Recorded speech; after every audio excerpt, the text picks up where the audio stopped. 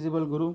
तो जैसे मैंने आपको कहा था कि अगर आपने एमकॉम पार्ट 2 जीएसटी के जो मैंने वीडियोस दिए हैं आपको सभी रेफ़र किए होंगे, तो मैंने आपको कहा था कि हम लोग इस पर कुछ बेसिक सम्स और एग्जांपल अपनी नेक्स्ट वीडियो में सॉल्व करेंगे। तो आज हम वहीं पे कुछ एग्जांपल्स को लेके, कुछ सम्स को लेके जीएसटी के कंप्यूटेशन से रिलेटेड सारी इन्फॉर्मेशन को ध्यान से सॉल्व करने वाले हैं। So let's start with some practice sums. पहला एग्जांपल लेते हैं। तो mister Rahul of Maharashtra sold goods to mister Mannu of Gujarat. तो आप यहाँ पे देख सकते हैं कि दो अलग अलग स्टेट आ चुके हैं, एक तो महाराष्ट्र दूसरा Gujarat. For ₹15,000 mister Mannu sold this goods to mister Manish of Gujarat for ₹20,000। तो क्या हुआ, यहाँ पे सबसे पहले राहुल नाम के एक बंदे ने सामान बेचा मन्नू नाम के बंदे को जो गुजरात में रहता था। तो ये दोनों स्टेट अलग अलग हो गया, इंटर स्टेट। फिर गुजरात में रहने वाले मन्नू ने गुजरात के ही रहने वाले मनीष को सामान बेचा, इसको हम लोग क्या बोलेंगे, इंट्रा स्टेट। ठीक है। उसके बाद क्वेश्चन में जीएसटी नहीं दिया, तो मैंने आपको लास्ट वीडियो में कहा था जीएसटी रेट हमेशा 18% होगा। Calculate the tax liability of Rahul and Mannu. तो हमें यहाँ पे राहुल का भी टैक्स ढूंढना है और मन्नू का भी टैक्स ढूंढना है। अगर आपको फॉर्मेट याद होगा तो हमें दो चीज़ें चाहिए होती है, एक तो आउटवर्ड सप्लाई और दूसरा इनवर्ड सप्लाई। ठीक है। राहुल की बात करते हैं। तो राहुल का आउटवर्ड सप्लाई दिया हुआ है, तो कि राहुल ने सामान बेचा है मन्नू को। आउटवर्ड मतलब सेल्स एंड इनवर्ड मतलब परचेज। तो राहुल का आउटवर्ड सप्लाई है लेकिन राहुल का इनवर्ड सप्लाई नहीं है। उसी तरह मन्नू का जब हम टैक्स ढूंढेंगे तो मन्नू का आउटवर्ड सप्लाई जो है वो मनीष को है और मन्नू का जो इनवर्ड सप्लाई है वो राहुल की ओर से है। ठीक है। तो आइए फॉर्मेट अगर आपने रेडी किया होगा जो हमने लास्ट वीडियो में देखा था, तो उस फॉर्मेट को लेके सम्स को सॉल्व करते हैं। उसके पहले आप साइड में कैलकुलेट करके रख सकते हैं। 15,000 का आप 18% निकाल लो, आपको आएगा 2,700। सिमिलरली आपको क्या करना है, 20,000 का 18% निकाल के रखना है, विच इज़ 3,600। सो दैट आप सम करते वक्त थोड़ा फ्लेक्सिबल रहेंगे इसके अंदर। तो लेट्स स्टार्ट विद द सम। देखिए, तो फॉर्मेट तो कुछ ऐसे ही है, computation of GST liability of mister Rahul. ठीक है। जो हमने फॉर्मेट बनाया था, gross out GST on outward payable minus inward supply. ठीक है। उसके बाद टोटल। ये लास्ट के तो 2 पॉइंट है, वो आज की वीडियो में कुछ नया है, वो हम बाद में देखेंगे। तो gross GST payable on outward supply और राहुल ने सामान बेचा। तो राहुल ने कहाँ सामान बेचा, राहुल ने महाराष्ट्र से सामान गुजरात में बेचा था। तो ये हो गया इंटर पे कौन सा टैक्स लगता है, आईजीएसटी। जैसे मैंने बताया था 15,000 पे 18% कितना होगा, 2,700।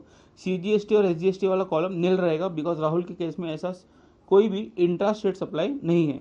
उसके बाद राहुल ने सामान किससे खरीदा, वो भी इन्फॉर्मेशन क्वेश्चन में नहीं दिया है। तो आईटीसी ऑन इनवर्ड सप्लाई क्या रहेगा, 0। और लास्ट में जो आंसर बचा वो आपका टोटल 2,700 है। सीजीएसटी और एसजीएसटी आएगा नील।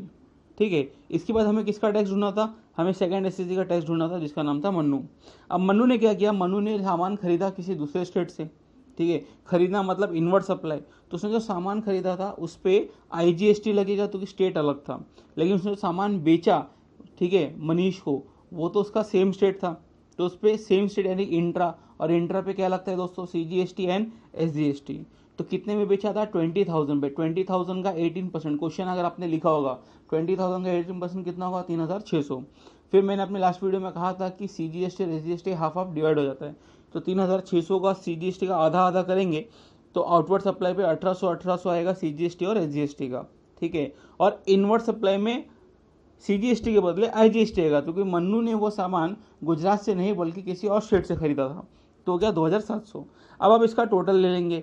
तो देखिए, आईजीएसटी में तो आपको आंसर -2,700 आएगा, सीजीएसटी में 1,800 आएगा और एसजीएसटी में 1,800 आएगा। ठीक है। अब एक रूल अगर आपको याद रहेगा तो एक वक्त मैंने अपनी एक वीडियो में कहा था, उसके नोट्स भी दिए थे, वर्किंग नोट्स भी दिए थे, जहाँ पे हमने बताया था कि अगर कोई टैक्स नेगेटिव आ रहा है तो हम उसको किसी दूसरे टैक्स रिजीम से सेट ऑफ कर सकते हैं। जैसे आईजीएसटी, अब देखिए हमारे टोटल में ये ब्लैक कॉलम में हम देख रहे हैं 2,700 नेगेटिव आ चुका है। तो इसको सेट ऑफ करने के लिए वो रूल याद कीजिए, टेबल मैंने आपको बना के दिया था, रूल्स फॉर क्लेमिंग आईटीसी वाला। आईजीएसटी को सेट ऑफ करने के लिए सीजीएसटी और एसजीएसटी दोनों यूज हो सकता है। सीजीएसटी को सेट ऑफ करने के लिए सिर्फ सीजीएसटी आईजीएसटी, एसजीएसटी को सेट ऑफ करने के लिए एसजीएसटी आईजीएसटी। ये रूल आपको याद रखना है जो हमारे प्रीवियस वीडियोस में था। ठीक है। तो ये 2,700 जो है मन्नू का, उसको सेट ऑफ कैसे करेंगे, तो आईजीएसटी, सीजीएसटी और एसजीएसटी दोनों से सेट ऑफ होता है। तो 2,700 में से देखो सीजीएसटी में सिर्फ 1,800 ही है, तो मैंने 2700 में से 1,800 पहले सीजीएसटी सेट ऑफ कर दिया। आप कैलकुलेटर लेके बैठिए, 2700 में 1,800 जाएगा, बचेगा 900। उस 900 के आईजीएसटी को मैंने मन्नू के एसजीएसटी से सेट ऑफ कर दिया। तो जब मैं फाइनल आंसर निकालता हूँ नेट जीएसटी पेबल और रिफंड, मुझे आईजीएसटी नील आ रहा है।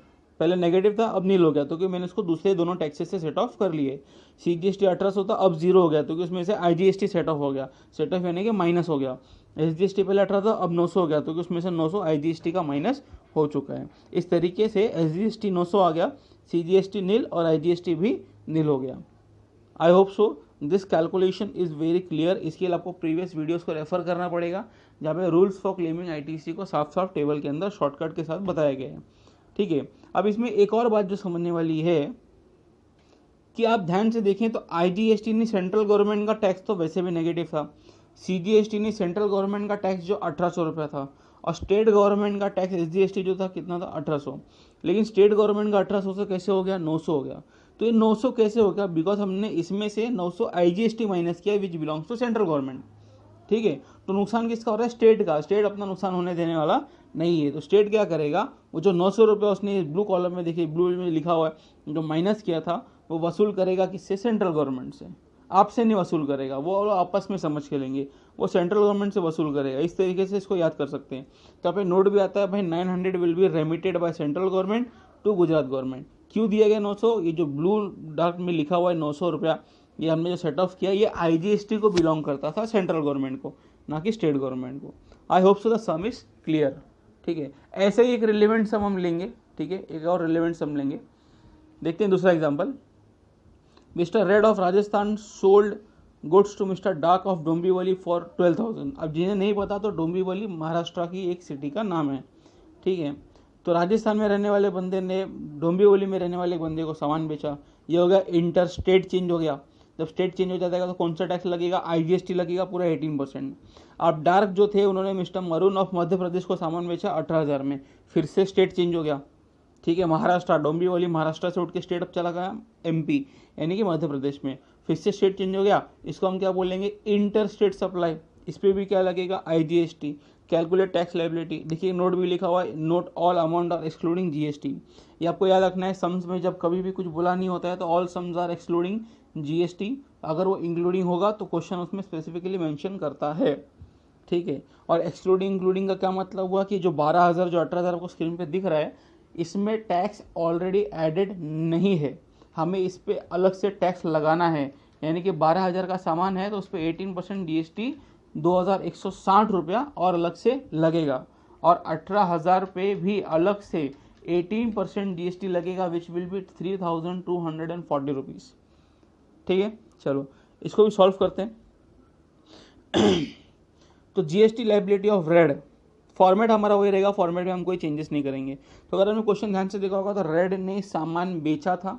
ठीक है, रेड ने सामान कहाँ से खरीदा उसकी कोई जानकारी क्वेश्चन में नहीं दी है, यानी रेड का इनवर्ट सप्लाई क्या रहेगा, 0। तो कितने में सामान बेचा उसने, 12,000 में, उसका टैक्स कितना आया 2,160 रुपया। ठीक है, उसके बाद तो इनवर्ट सप्लाई 0 है, टोटल आएगा 2160। CGST negative, SGST not negative, CGST 0, SGST 0, सब कुछ 0, बिकॉज इसमें दो स्टेट के बीच का ट्रांजेक्शन हो चुका है। ठीक है, दूसरा जो बंदे का टैक्स हम ढूंढ रहे हैं यहाँ पे वो है मिस्टर डार्क। अब मिस्टर डार्क ने यही सामान mister maroon of Madhya Pradesh को बेचा है, स्टेट चेंज कर दिया इन्होंने। पिछले सब में स्टेट सेम रह गया था जब सेकंड पार्टी ने थर्ड पार्टी को बेचा था, लेकिन यहाँ पे जब सेकंड थर्ड को बेच रही है तो यहाँ पे भी स्टेट चेंज हो चुका है, तो इस पर IGST लगेगा। कितना आएगा टैक्स, 3,240। ठीक है, अब इनवर्ट की बात करते हैं तो डार्क ने तो ये सामान रेड से खरीदा होता, रेड ने पीछे देखिए अब यहाँ पे टैक्स वसूल कर रखा था ऑलरेडी, कितना 2,160। तो अगर आप कैलकुलेशन करेंगे तो 3,240 जो सामान बेचा है डार्क ने, वो सामान उसने जब खरीदा था तो उस पर ऑलरेडी 2,160 टैक्स भर दिया है। कितना और बच गया, 1,080। आप कैलकुलेट करके चेक कर सकते हैं, 1,080। ये टैक्स ले जाके अब डार्क क्या करेगा, सेंट्रल गवर्नमेंट को पे कर देगा। आई hope so the some is very much clear. इसमें भी CGST और SGST का कोई रोल नहीं है, बिकॉज सारे transaction between all the parties is outside the state, और यहाँ पे कुछ भी सेट ऑफ या कुछ भी करने की जरूरत नहीं पड़ेगी। तो I hope so both the examples are clear. ठीक है, अब हम लोग क्या करेंगे नेक्स्ट वीडियो में, और मैं आपको कुछ एग्जाम्पल्स दूंगा, कुछ सम्स दूंगा जो आप इसको सॉल्व कर सकते हैं। सबसे पहले आप पेन पेंसिल निकालिए, इसको सॉल्व कीजिए, इसमें जो डिफिकल्टीज होगा वो मुझे कमेंट में बताना, आपको उसका रिप्लाई मिल जाएगा। Thank you.